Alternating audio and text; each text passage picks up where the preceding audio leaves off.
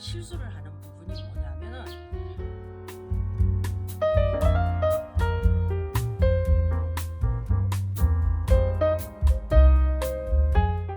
비타민 나무는 다른 과수나무하고 다른 부분이 있어요. 근데 1년생, 2년생, 3년생 여기까지는 똑같습니다. 사실은 제가 이제 오늘 말씀을 드리려고 하는 것이 사과나무나 대추나무나 밤나무는 감나무 같은 경우 해가지에서 열매가 열립니다. 해가지에서 열매가 열리는 과수나무하고 3년차 가지에서 열매가 열리는 과수나무하고 3년생부터는 전지하는 방식이 완전히 달라집니다. 이 부분을 거의 사람들이 많이 실수를 하고 그 부분을 잘못 알고 있는 부분들이 계세요.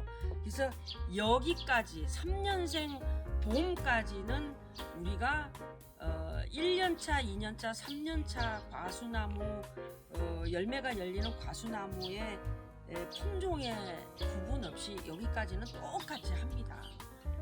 자, 이게 이제 우측에 있는 비타민 나무는 4년생이고 좌측에 있는 이 비타민 나무는 지금 이제 3년생인데요.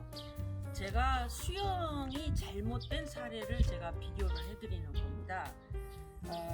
지금 이 비타민 나무는 사과를 수십 년 동안 재배하셨던 분이 비타민 나무도 사과처럼 햇가지에서 열매가 열리는 줄 알고 사과나무하고 똑같이 수영을 잡았어요.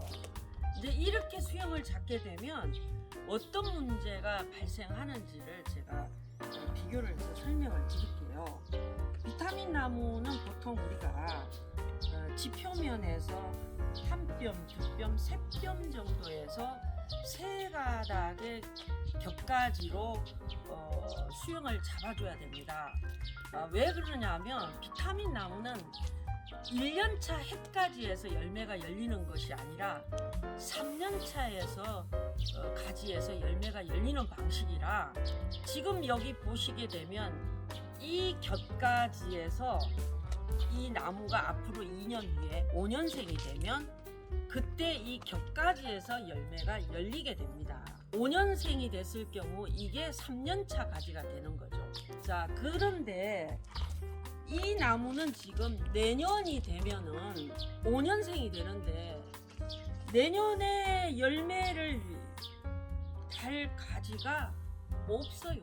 제가 원하는 수영은 한 이 정도에서 겹가지가 뻗어 나와야 되는데 지금 나무 높이가 2m가 넘는데 우리가 과수나무를 손을 뻗쳐서 손 높이에서 열매를 수확을 할 수 있게 하려면은 이렇게 수영을 잡으면은 절대로 안 돼요. 안 되는 그 이유는 우리가 열매를 수확하는 5년생부터 이렇게 높이 있는 가지에서 열매를 딸 수가 없는 겁니다. 그 다음부터는 6년생부터는 사다리를 타고 열매를 수확을 해야 된다는 거거든요.